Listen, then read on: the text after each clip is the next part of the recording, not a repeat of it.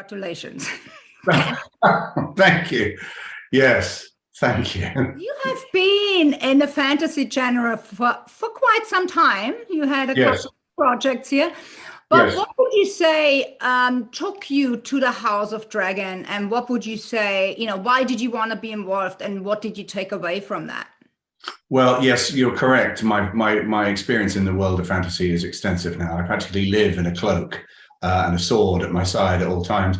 With this particular project, this goes back quite a way. I mean, obviously the original series was a big part of everybody's life. And while that was being made, I was never available to even be a part of it. And I desperately wanted to be involved in it. I was either doing The Hobbit, or I was doing The Preacher, or I was doing Outlander all the way through the time. And Ryan Condal, who is one of the showrunners on House of the Dragon, I knew him from, we did a pilot together in New Mexico several years earlier, and we'd always wanted to work together again.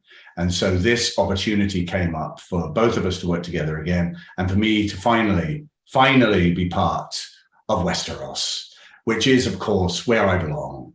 And it was a fabulous experience. I took so much away from it. Great friendships, actually.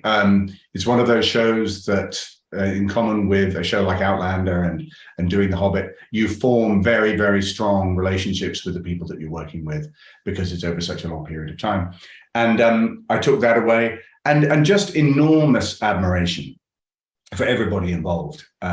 Looking at the first episode myself for the first time, you're just blown away by the standard of this production. It's incredible. The production design, the costume, the makeup, the script, the performances, everything about it it's sumptuous. So I've taken away a great experience, but I'm also looking forward to the experience of actually watching it. You watch it with your family. You have 2 children yourself. Yes. Are you a hero now? Like their dad is a part of this?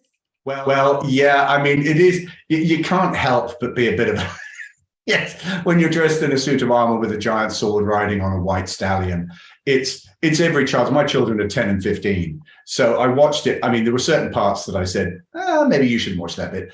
But their comment at the end of it was, that was so cool. One out of all of it will stick with you forever, or what memory will you have?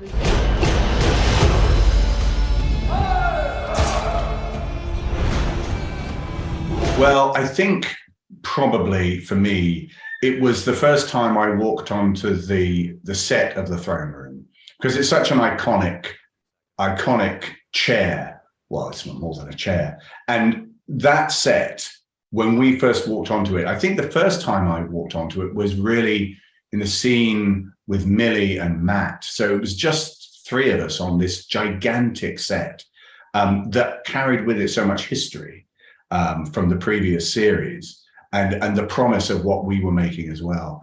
And then when that set was filled with people, as it was on more than one occasion throughout the series, it's just overwhelming, that set, the statues, because I love being on actual practical sets with the minimum of CG. And there were so many of them on this production. There were multiple levels. There were gigantic staircases. There were apartments. There were corridors. It was basically an enormous palace that was built at the studio.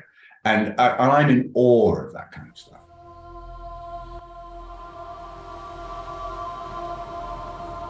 What is this brief mortal life, if not the pursuit of